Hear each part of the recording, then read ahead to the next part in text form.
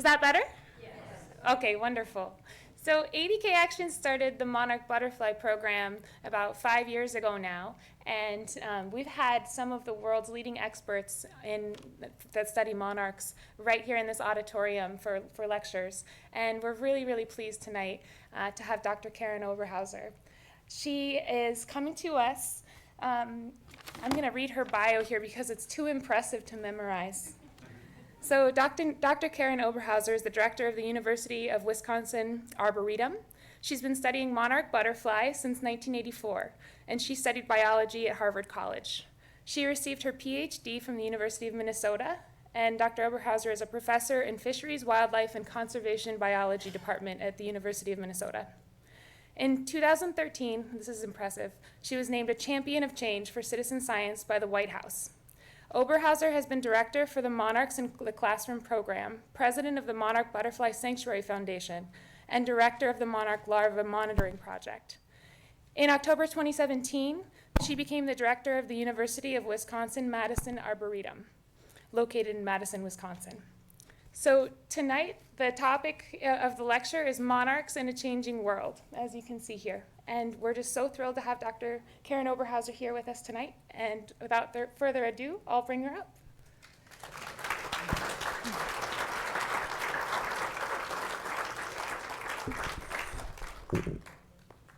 All right, I think we're all set here. Thanks for that great introduction, Brittany, and thanks to ADK Action for inviting me. This has just been amazing to be here, and I'll tell you all that I've officially fallen in love with the Adirondacks. What an amazing place. And thank you so much to our wonderful hosts here, Marcia Stanley and Tom Curley. We're just delighted to be here experiencing the Adirondacks, and thank you all for coming tonight. So, as Brittany said, I'm talking about monarchs in a changing world, but I was asked to talk about climate change. So my focus will be on climate change.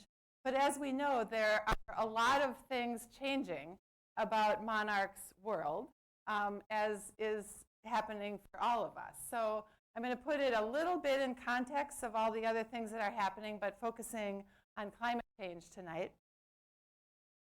And oops. I usually run out of time at the end of a talk, so I want to make sure to thank all of the people. Really, this is, I'm standing on the shoulders of giants here, and all of the work that I've been doing for the 30-some years that I've been studying monarchs has really built on the work of a lot of people. So who I'd like to thank tonight is, first of all, the students and staff that I've worked with for so many years. First at the University of Minnesota, that's the team I left behind. This is the team I have now at the University of Wisconsin Arboretum, but also lots and lots of scientists. I'm going to talk to you. This is kind of a science-y talk, but Tom and Marcia said that would be okay for this audience, so you can blame them if it's too science-y. But here are a lot of the other scientists that I've worked a lot on the work that I'll be presenting here. And finally, I want to thank citizen scientists, because without the help of citizen scientists, we would not know what we know about monarchs today. So people are out there studying monarch caterpillars, monarch migration, monarch predators, just lots and lots of things about monarchs we know because of the work of citizen scientists. And these two citizen scientists happen to be my parents. So they've been in it from the beginning. And I'd also like to thank, I know that Lincoln Brower was here to give this talk a couple times. He was the first monarch scientist that I met when I started studying monarchs 5 years ago. And for that whole time, he was a really important mentor to me. Friend, colleague, so here, Lincoln, oopsie, I'm getting used to this. We are at a meeting in 2005. And this picture was taken by Ernest Williams, who's in the audience here. So, well, I will. And Lincoln did die on July 17th. So this is kind of, I'm giving this is the first time I've spoken about monarchs publicly since Lincoln died. So I'm really dedicating this talk to him because he was so important to me. Okay, I'm just getting used to this. Very sensitive. Okay. So where I'm going with this talk, I'll give a little bit of background on monarch biology, but really everybody I've been talking to here seems to know so much about monarchs that we're not really going to belabor the biology, but feel free to ask questions. This will just put us all on the same page for the rest of the talk. So I'll start with the natural history.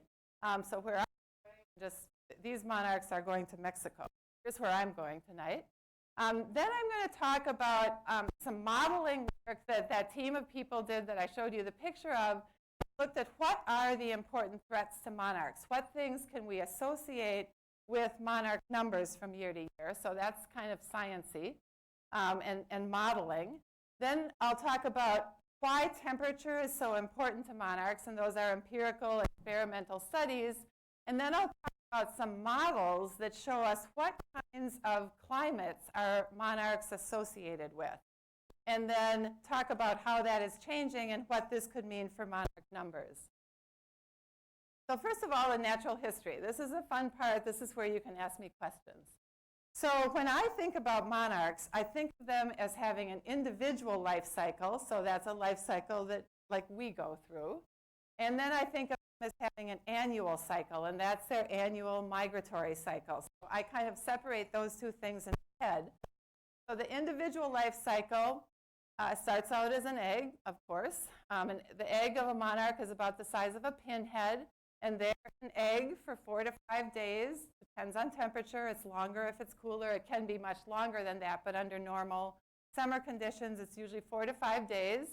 The egg hatches, becomes a caterpillar. They're caterpillars for 9 to 13 days. And I have seen every age of monarchs during my one day in the Adirondacks. So you have all the stages of monarchs here right now.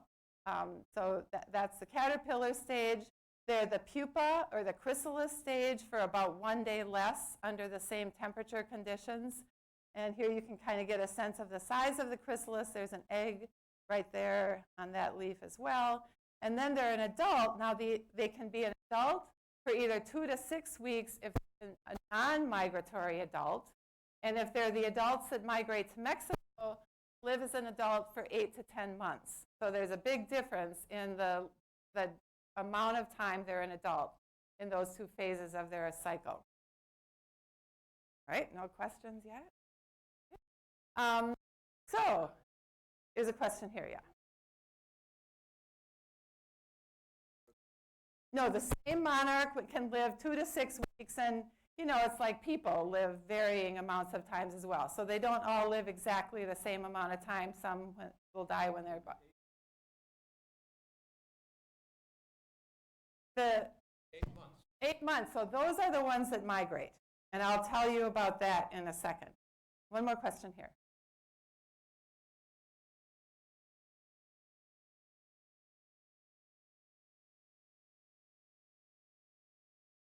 Jeff?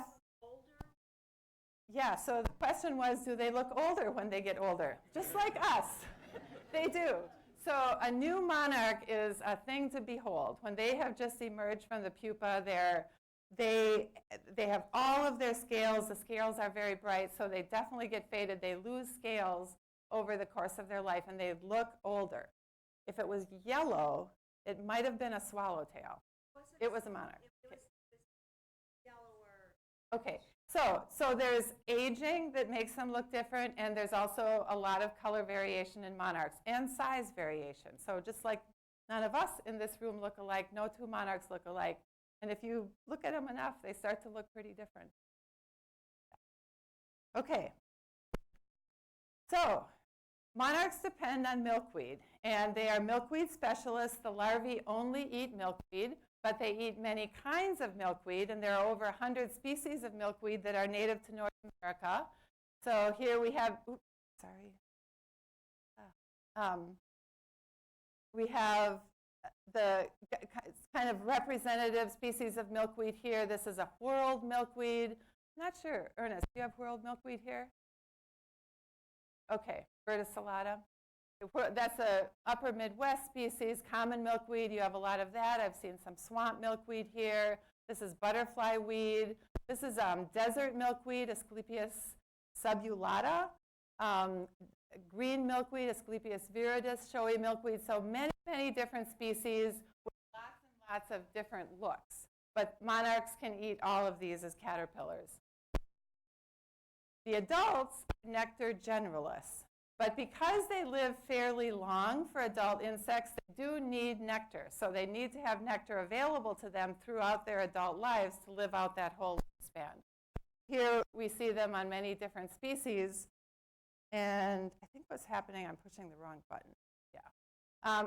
I wanted to point out one thing on this picture. So these are all native nectar plants except this. This is lilac.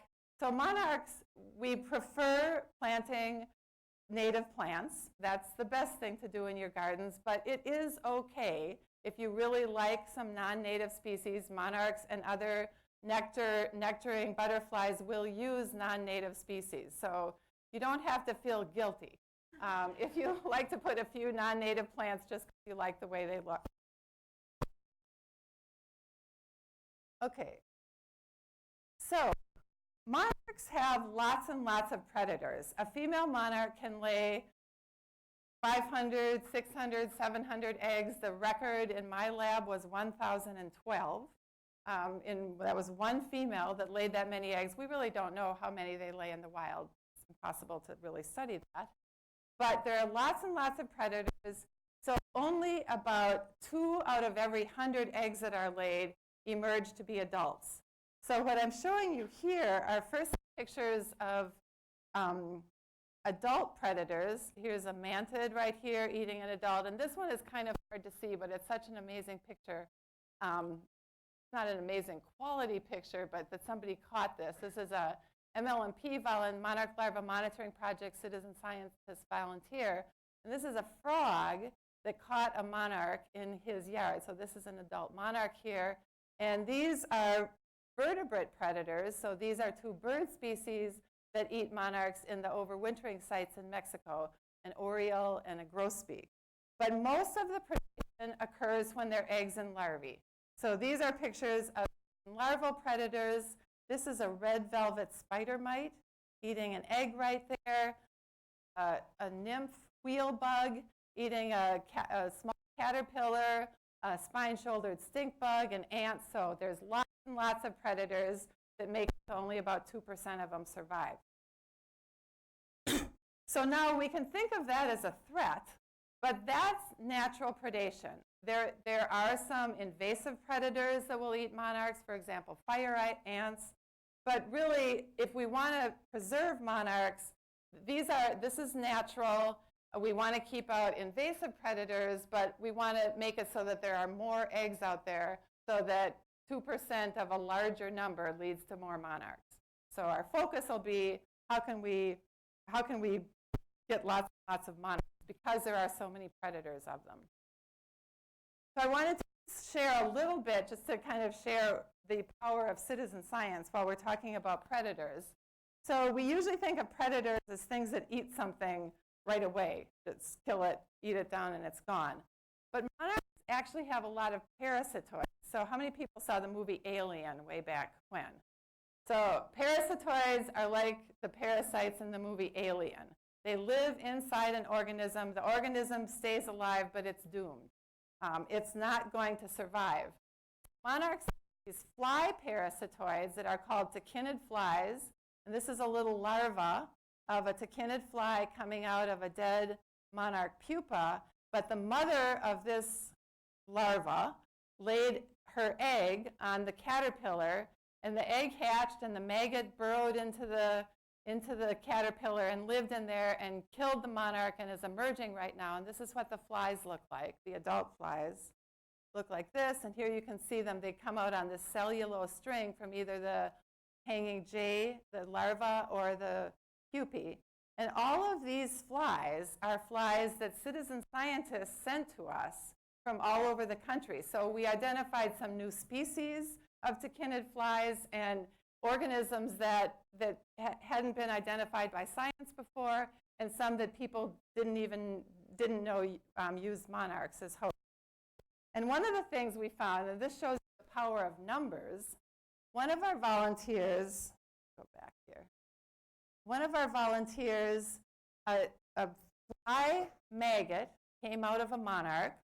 The maggot pupated, and out of the fly pupa came a wasp. So inside the monarch, the larva of the wasp had found the larva of the fly inside the monarch, and this is called a hyperparasitoid. So it's kind of interesting to think this is really something that helps monarchs, because that was one less tachinid fly in the world to eat another monarch. So this is what happens when you raise enough of something. You see the most amazing and most unusual things. I actually have never seen that, but it happens. Another thing that we're studying in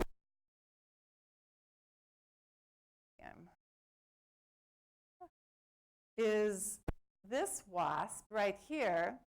This is a wasp in the genus called Pteramalis, and these teeny tiny wasps, they're smaller than fruit flies, will follow around a monarch caterpillar and wait for it to pupate, and as soon as it starts pupating, they'll start laying eggs in it, and they'll lay up to 200 eggs, so you can get 200 of these little wasps out of a monarch, and there's another one kind of waiting in the wings up there.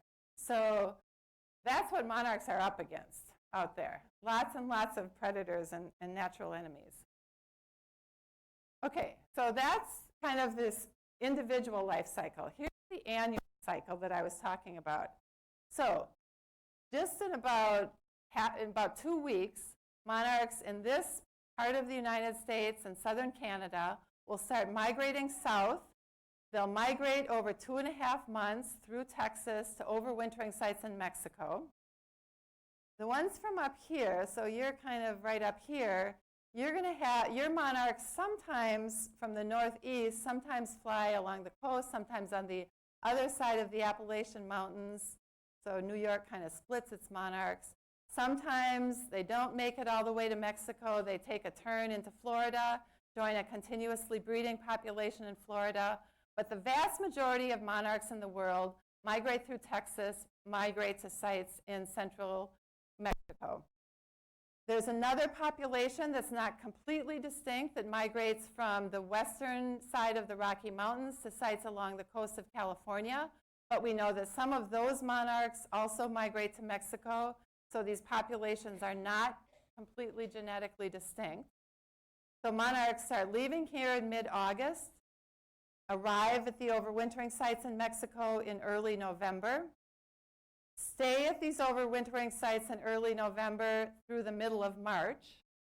So this is where we get our 6 to 8 months, because they have to live that long.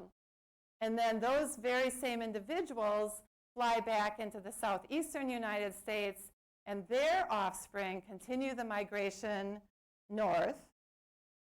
Then they go through 2 to 3 non-migratory generations, so that's what's going on right now. And then the cycle starts again. So that's the annual cycle of monarchs. These butterflies that migrate, so these migratory butterflies can live longer for 2 reasons. First of all, they're not reproducing, so they're not putting any energy into reproduction. So that saves a lot. They can live longer. Reproduction is expensive. The other reason they can live for a long time is the overwintering sites have the right microclimate that allows them to survive. Their bodies cool down. So it'd be like if we could stay in a refrigerator and live longer, if that could just slow down our life. And that's what happens to them. They go into these cool conditions. That's an example of how important temperature is to them. They can live longer because they're cooler. Now, because monarchs gather in these overwintering sites all together along the coast of California or in Mexico, most of the monarchs are together in these really localized places. We can count the population and assess how well the population is doing. So we can kind of get a pulse of how the monarch population is doing because they're all together every year. They join up together. And okay, there. Sorry for having trouble with this. So before we move on to thinking about temperature, I want to re-emphasize how important citizen science is. We would not know about this annual migration and the fact that the monarchs migrate to Mexico without citizen scientists. So I wanted to throw a thank you out to, this is a picture of Fred Urquhart, who was a scientist at the University of Toronto, and he started a tagging program in the 1950s. And it took him 20 years to figure it out, but he put little tags. How many people have tagged monarchs in here? Or quite a few of you. That program started in the 50s. It's now carried out by another program at the University of Kansas. He started doing that. It was published in August 1976 in National Geographic. So they discovered these in the spring of 1976, found that there were monarchs from this latitude that were migrating all the way to Mexico. And Urquhart holds right here. Stand further away. And this is modern citizen science. So he depended on postcards. People sent him postcards if they found tagged monarchs. But now we have people reporting the migration in a day-by-day basis. So these data are from Journey North. Each one of these dots on the map represents a person of the year. So each dot, and you can see the monarchs moving north throughout the spring. So we're starting in March, and the darker colors are the ones further and further north. So this is a picture of the spring migration this year. And you can see what I think is really interesting about this is you look at the northeast, and you can see more darker colors here. So that means that more people are seeing their first monarch later. This is something that we're really interested in, the fact that they seem to move up. They get the same latitude here earlier than they do in the northeast. So we think that what's happening is they're kind of moving around the Adirondacks and the Appalachian Mountains, and then maybe even moving back down here, because there's just a lot more terrain that they need to navigate here. Something that we're really interested in working out, why they get up here so much later. Okay, so that's kind of the natural history. This is a picture of what's happening to monarch populations. I said we can measure them when they're all together in overwintering sites in Mexico. And this graph is showing you the area occupied by trees that are covered by monarchs. Okay, so think of trees covered by monarchs. This is in hectares. A hectare is a little more than 2 acres. So you can see what's happening to the population. There's a ton of variation from year to year, up, down, up, down, up, down, but there's an overall downward trend. Over all these years, the average was 5.7 hectares. But if we look at decades, the last decade, the average has been 2.6 hectares, and the decade before this, the average was 6.6 hectares. So this is something that's happened in all of our lifetimes. This was the first year that I went to the overwintering colonies in Mexico with Lincoln. So I saw this and I saw this. And that's a big difference in monarch numbers. So that's what's going on with the population. So what is causing that? What's driving that? So it's actually not that easy to figure out what drives any population. So one way to do that is to look at what factors that we can measure correlate with monarch numbers. So what we learned, and why I'm going to focus on climate for the rest of this talk, is that temperature is important for monarchs. So the way that we analyze this, we looked at any threat we could think about, anything that we could measure that we thought might correlate with monarch numbers. So we had data from 1993 to 2014, and we found models that best predicted what monarch numbers were. So we had that graph that was showing us monarch numbers from year to year, and we said what things that we can measure predict the size of the population in any given year. And you can see this is very collaborative. There were a lot of people that worked on this study.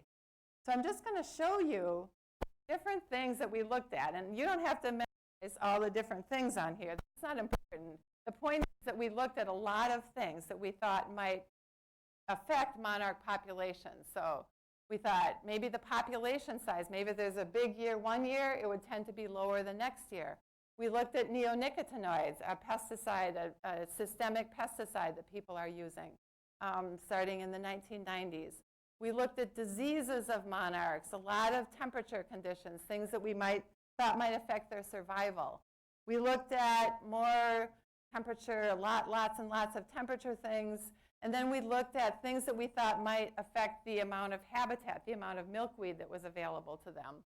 So this is important. This is glyphosate, which is Roundup. That's an herbicide that's applied mostly onto corn and soybean fields. Probably not too important around here. But all of these different herbicides that could affect how much milkweed is available to them. And we looked at how much land was available in the overwintering forests in Mexico. And what we found, I'm just going to walk you through this because it's a little complicated, but it's interesting. So we built a lot of models, and we could only use 3 predictors in any model just so the math would work out. And so these are different factors that were on those tables that I showed you. And these are different models that predict the size of the population. And the bigger the number over here, so 1 would be perfect. 1 would mean those 3 things predict the population perfectly. So here are our top 10 models. Okay, and I'm going to just show you what was in these models. So the most important thing that drove monarch numbers was glyphosate use. Okay, that is the amount of Roundup that was put on corn and mostly corn and soybean crops. Okay, that was in all but 1 of our top 10 best models out of all those things that were listed on the previous 2 tables. But the next 2 most important things were both associated with temperature. Okay, so here we have the minimum, okay, this is the minimum temperature in August. And what these negative numbers mean, so all of these are negative, that means when you had a high temperature in August, you had low monarch numbers. So hot temperatures were bad for monarchs. Does that make sense? And the next most important predictor was what we called period 1. These are different time periods. So this is early. This is about June. And this was the next most important predictor. And because all of these numbers are negative too, that meant that high spring temperatures were bad for monarchs. Okay, so 2 things came out in most of our models. The amount of habitat that was available to them and the temperature during their breeding season. Nothing else was important. Other things were important in a few models, but these were the most important factors. Yes. Did you have a question? No. Okay, I thought I saw a hand up here. Any questions here? Yeah. So why just? Well, that's where most of the monarchs in Mexico come from. Yeah, so that was, if everybody didn't hear that, he said, why just North Central? That's where most of the monarchs come from. But what's really interesting about that question is that it really varies from year to year. So if we have a bad year in the upper Midwest, relatively speaking, the Northeast can be more important to monarch numbers. And we don't have enough years of data to really get at that. But I think it's a really important thing that we're looking at. That's a great question. Yes? That's another good question. Is North America the only place you find monarchs? No, it's by far the biggest population. It's the place where monarchs came from. But there are monarchs throughout a lot of Pacific islands, Hawaii, they're in New Zealand, Australia. There are monarchs in southern Spain and Portugal. And they've probably been moved by humans to those places, but we don't have records of that. All right. I'm going to try over here and see if that'll stop the humming noise that I hear. All right, so we know temperature is important because it shows up in those models, but how does that affect monarchs? Why is temperature important? So now I'm going to show you some experiments. That was just math that I just showed you now. I'm going to show you real experiments. So we can think of the mechanisms. Now we know that hot temperatures were bad for monarchs, but cold temperatures could also be bad for monarchs as well. So the temperatures are really low, monarchs can freeze to death. We know that they develop more slowly, and when they develop more slowly, they're more vulnerable to all those predators that I told you about, like this stink bug right here. So we have some data on those things. But hot temperatures and drought, we know, and we have some experiments here that tell us this. If it's really hot, they live short, they have shorter lifespans. Really hot temperatures can cause mortality, can actually increase their development time. They end up being smaller. High temperatures could also affect the condition of milkweed. So I'm not going to tell you about all the studies about temperature, just a few, that looked at lethal impacts of temperature. So this graph right here. So first, this was a study done by a couple of my graduate students, Kelly Nail, Reba Batalden, and me. So we put monarchs in very cold conditions. And what is going on in this graph? So this is a graph on the y-axis here. We're going degrees below 0 Celsius, okay? Below 0. So 0 Celsius is 32. We're getting pretty cold here. These yellow rectangles for the eggs and first instars, the little tiny caterpillars, the medium-sized caterpillars. The experimental setup we used wouldn't allow us to do it with great big things like the great big caterpillars and the pupae. But they actually don't die until it gets really cold. Okay, so these temperatures, this is showing us that you can put an egg down to -15. You can put a first instar, little tiny caterpillar, down to -13 before they start dying. What these box and whisker plots, these kind of funny looking rectangles right here, are showing us when they actually freeze. Okay, that's when they turn to ice.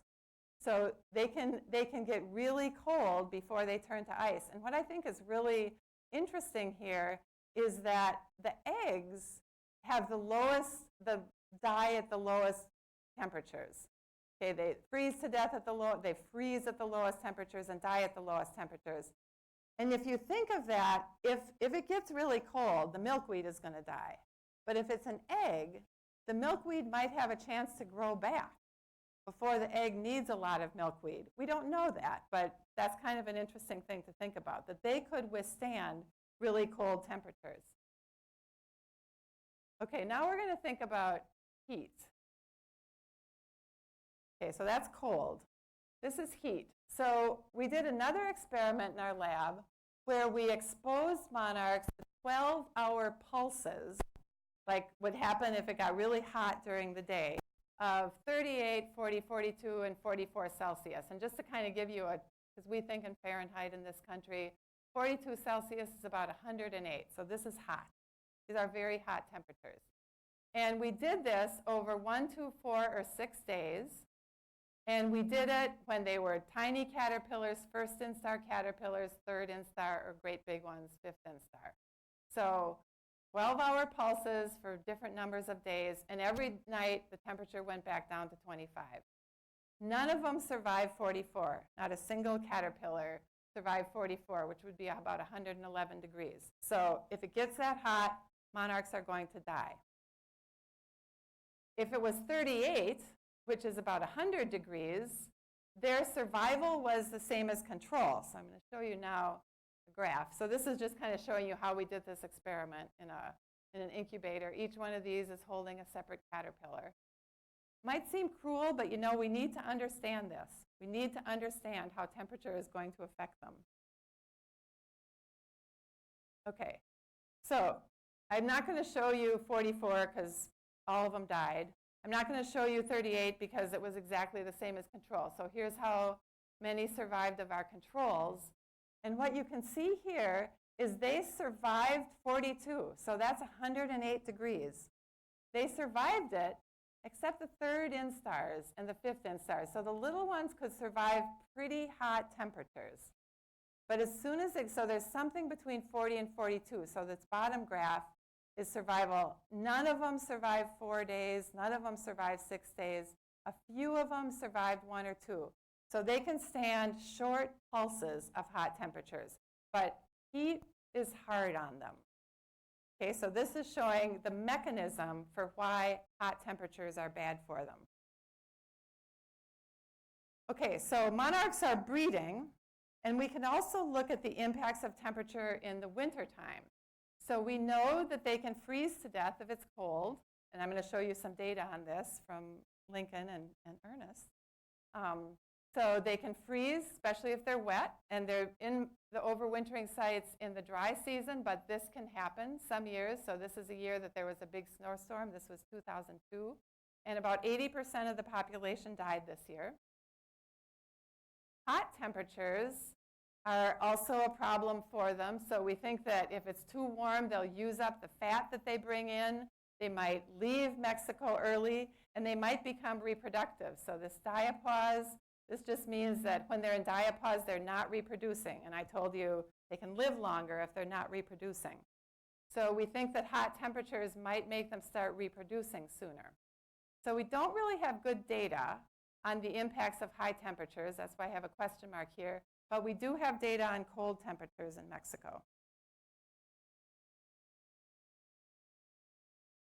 Okay, so this is an old study that Lincoln and one of his students did in 1996. And what this is showing you is the degrees below freezing. So this is again in Celsius. So this is -1, 2, 3, down to -15 Celsius. And they put monarchs in incubators. They decreased their temperature. And you can see that about 50% of them died if they were wet when it was -4 degrees. So these are the adults. And if they were dry, 50% of them died at about -8 degrees. So their vulnerability to freezing varies with whether they're wet or dry. And one of the things that climate change models predict is that there will be more storms. They'll be more likely to be wet. If there's a storm and they're wet and then it freezes, they'll be more vulnerable to freezing to death because it's wet. See the difference here? So if they're wet, they freeze, about half of them freeze to death at -4. If they're dry, it's -8. So one of the things that Lincoln and Ernest Williams, who's sitting right here in the audience, did is looked at how monarchs are protected from these cold temperatures. So if you imagine, this is a tree covered with monarchs, and they put thermometers at different levels of the tree. And this graph is showing you, so let's just look at this line of a dense forest right here. What you're seeing here is at the top of the tree, it's colder. Okay, the top of the tree is colder. The bottom of the tree is colder, but the middle of the tree, where there's all of this vegetation in the forest, the middle of the tree is warmest. So the monarchs are getting protection from those trees. If the forest is thinned, okay, this line right here, the darker black line here, is a thinned forest, and this forest has lower temperatures. So when the forest is thin, the monarchs are more vulnerable to cold temperatures. So these are showing average temperatures, but on a really cold night, these two lines could move in this direction to colder temperatures. So temperature is important. The point is that temperature is important to monarchs. Okay, so those were empirical studies. Now we're going to talk about some more modeling, and we're going to look at what kind of conditions are monarchs using now, and how might those conditions change under climate change scenarios. So I'm going to start talking about climate change now. I'm assuming that most people in this audience believe in climate change, that I don't need to really talk about that. So I'm not talking about climate change per se, but I'm talking about how climate change will affect organisms. Okay, what will be the impact on an organism like monarchs? And I can talk about monarchs because we know about monarchs, but things are, there are lots and lots of species out there that are being impacted by climate change. Okay, so some modeling. So the way that we can model how monarch or any other organism's habitat is going to shift is we can define what's called an ecological niche. So an ecological niche is the conditions an organism needs to survive. These are the conditions that it can grow and reproduce and live in. Okay, so we're going to call that its niche.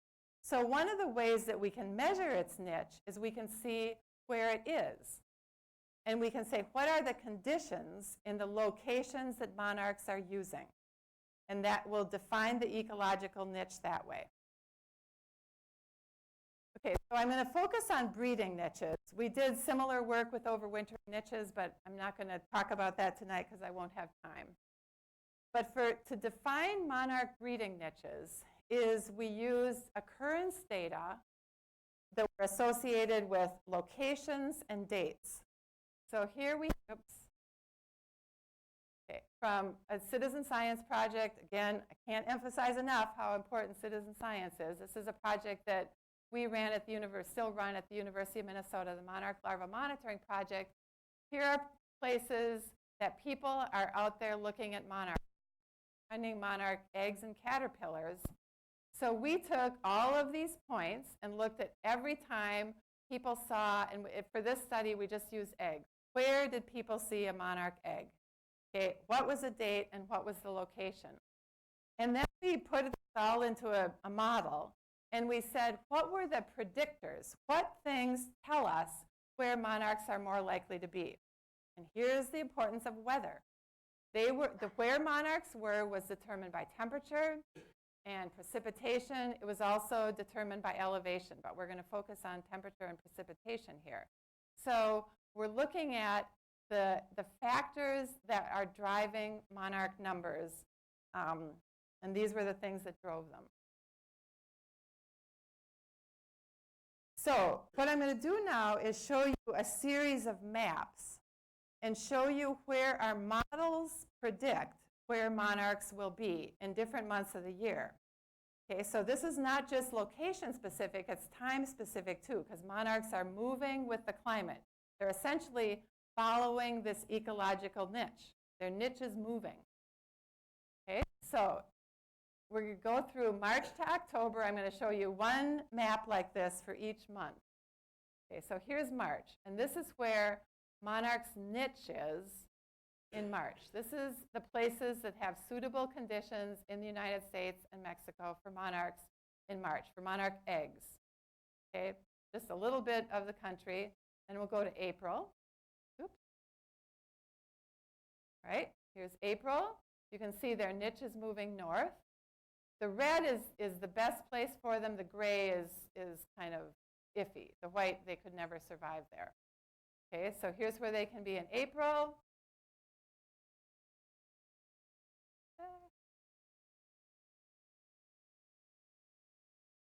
Well, I don't know, there's something happening here.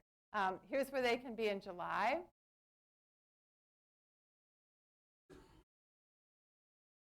This is super sensitive. Okay, I'm going to skip August. Here's where they can be in September. So you can see, you can't really see because we can't see August. Here's where they can be in September. So they're starting to move again south. So I'll look at July. Look at where they can be in September. Well, maybe. Here's where they can be in September. Then it gets cool. This is where they can be in October, where they can be reproducing in October.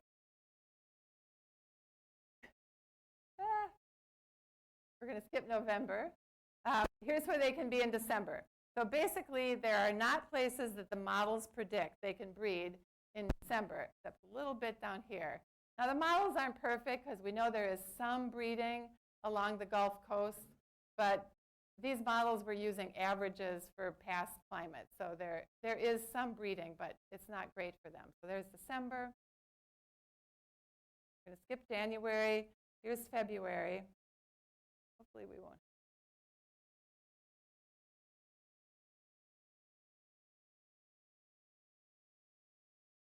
Okay, so I'm glad I could get to this one right here. Because what's interesting here is that here's where we have, so the dots on here are where there really are monarchs. So I said there are some monarchs breeding along the Gulf Coast and along the coast of Florida, or along the Florida and the Gulf Coast. But monarchs are using a spot in the wintertime that is separate from their breeding niche. So what's interesting about that is a lot of birds, when birds migrate, they're often looking for a location that's just like where they breed. But when monarchs are going to Mexico, they're not in their breeding niche. Okay, they're in much cooler conditions than they are during the summertime. So this is an ecological phenomenon that we call niche switchers. They're switching their niche when they go from summer to winter.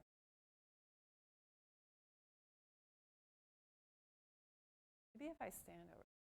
Oh. Okay, so now what we're going to do is think about, so this is current conditions. So what will happen to those niches if the climate changes? So we can say, what do climate change models predict for monarchs? So we can use different models. As you know, there are many, many different models out there for how climate is going to change. We can use conservative views of climate change. That means we're going to get our act together and we're going to clean up, and the climate will continue to change but not as quickly. Or less conservative views. These are based on how much per year we increase our carbon dioxide emissions. So we didn't do these models. We use models that were done by climate modelers. And we base our predictions on a 30-year average around 2055. So what I'm going to show you is where monarch niches are predicted to be in 2055 compared to what we find now. And what we're going to see is that there's a shift of their current space. So I'm going to show you just a few maps here. Okay, so imagine it's March 2055. And what we're showing here is we're comparing where they are now to where their niche will be in the future. And there are 3 different colors. This particular map doesn't have much gray, but it has a little gray. The gray you can think of as area they're going to lose. Okay, this gray is suitable now, but it won't be suitable in the future. So you can think the gray and the red are their present area. The red and the pink are where they can be in 2055. So the red is where they are now and where they can be in 2055. So for March of 2055, if you can think that far ahead, it's not going to be bad. They're going to lose a teeny tiny bit of habitat. It's going to be too hot for them. But they're going to gain all of this habitat. Okay, the white dots on here are where we actually have data to build these models. Okay, so March doesn't look bad. Okay, we're not going to go through all the months. Here's June. So the gray here is what they're losing in June. That habitat will no longer be monarch niche. In June of 2055, the red is overlap. That's where they are now. They'll still have that habitat, and they'll gain all this pink. So it looks kind of good in New York. But here's August. Okay, so in August now, or when we built these models, they had all this habitat available to them, and they were using it. All these white dots mean they were using it. This is the red. This is what they'll still have. This is what they'll gain, but they lose a lot. So the point is that the niche of monarchs will be moving north. So their ability, we don't know if they'll be able to use that. We don't know if they'll migrate that far north. We don't know if there will be milkweed available for them. This is where the temperature conditions will be right in 2055. So temperature matters. We know that temperature matters, and this is what's going to happen to temperature for monarchs. So we can also think about all the other species that monarchs depend on. So nobody's model. So I'm going to just kind of briefly talk about this before ending. You can think about nectar plants. They need nectar, they need roosting trees, and they need milkweed. So the nectar plants, this has not been well studied yet, but we can imagine. So this is a picture that Lincoln Brower took in Texas. This is during a droughty year in Texas.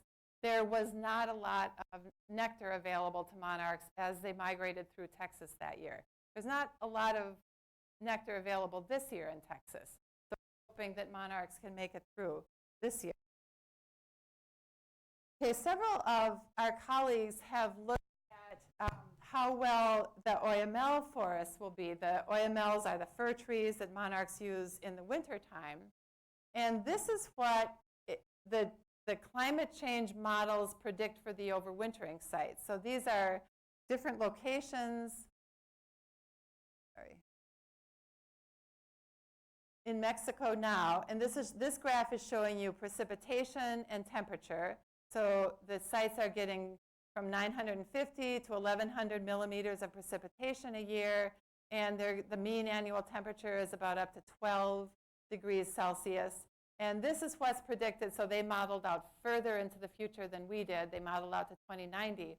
So you can see there's very little overlap. It's going to get drier and warmer, and that is outside of OML fir tree niche.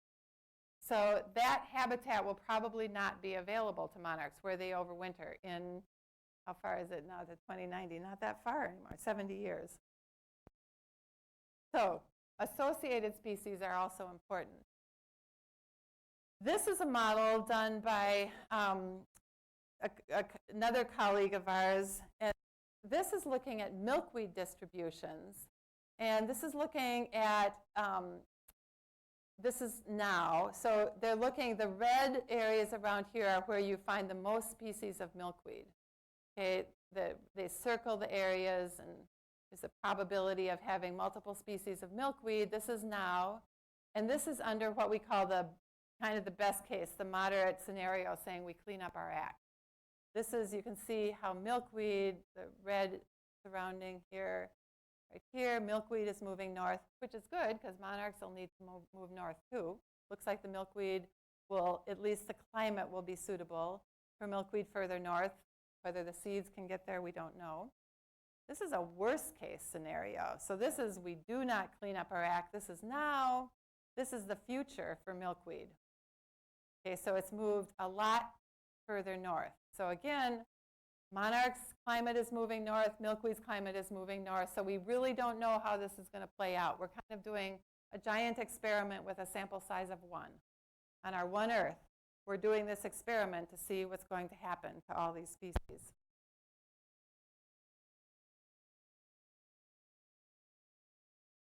So, to tie this all up,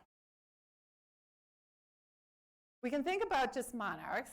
What does this mean for monarchs? Our climate models, both the empirical studies that we did and the modeling, suggest that we're going to have changed locations for monarchs to breed in the summertime into the future.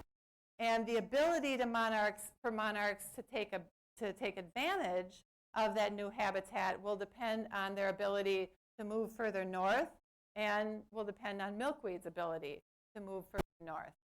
But kind of the good news is that monarchs are very resilient to temperatures up to very hot, 40 degrees Celsius. So even it could be, again, we don't know, this is this big unreplicated experiment, we don't know what's going to happen, but it's possible that monarchs will adapt. It's possible that monarchs are used to the conditions they've had now, so they know if they move north, they're going to get to cooler temperatures. But if that doesn't happen, and some monarchs stay in areas where it's warmer, they might be able to adapt to that. So the resiliency might be really important. They might change their niche. We don't know if that can happen. The thing that's pretty scary to me is the fact that the wintering sites might not be suitable for OMLs, and that suggests that it might be the case for monarchs as well in the study that I didn't tell you about. It was really interesting when I was talking with you last night, Marcia, you talked about getting interested in monarch conservation by reading Barbara Kingsolver's book, Flight Behavior. So that maybe other people have read that book as well. So that book is a fictional account of monarchs changing their migratory behavior. So, you know, will that happen? We see more monarchs breeding along the coast, the Gulf Coast, more monarchs not going to Mexico. So again, monarchs, and somebody asked the question about where are monarchs in the world. Monarchs, we can take monarchs to different places in the world. People took monarchs to New Zealand and Australia and Hawaii and Spain. And they got plopped down in these areas that were very different from where they came from, and they did the right thing. They changed their behavior and did the right thing in new places. Possible that they'll do that here, we just don't know. So there are lots and lots of remaining questions. I said we really don't know how climate is going to affect nectar plant distribution and phenology. That's a big unanswered question. I didn't talk very much about this, just a little bit about this, but we have increased breeding in the winter along the Gulf Coast. Maybe monarchs will just change. We don't know how temperature driven that is. Might be driven by other factors. We just don't know. So there are lots of unanswered questions, plenty of PhD students out there trying to answer these questions right now. And I want to end by saying that, so I'm a conservation biologist. This is my field, and this is what I think conservation biology is. I've told you a lot about the studies we've done and the knowledge, how we know what's going on. Action, I was asked to talk about climate change. I mean, there's a lot we can do to prevent climate change, or to at least slow climate change down, but it's going to happen. You know, there's not a lot we can do to change the fact that the conditions are going to change for monarchs. So what we need to do, the action that we need to do to make them more resilient, is to make sure that there's plenty of habitat out there, so whatever happens to the climate, they'll be able to find places. And I think that upstate New York can be very important here, because if you found your location on those maps, it's going to stay suitable. Okay? Where I live in Madison, Wisconsin might not be suitable in 2055. It might be too warm. This is going to be suitable. So we need to make sure that we keep habitat in the locations that will still be suitable. We need to keep it in as many places, but this might be really, really important in 20, 30, 40, 50 years. So that's another action thing. I think also it's important for all of us as conservation people interested in conservation is we need to have hope. We can't give up on these problems. They're what we call wicked problems. They're big, big problems that we as a society are facing. But we can't give up. I mean, then there's no hope, right, if we give up. If we stop doing everything we can, and we do what we can because we have hope. So that gets me up in the morning, and hopefully will get you up in the morning too. So I am happy to answer any questions you have. This is a picture just a couple years ago in the overwintering sites, and thank you for your attention.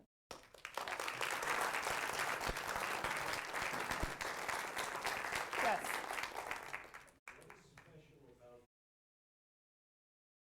Oyamel. Probably nothing. Probably it's what grows there. So in the overwintering sites, that is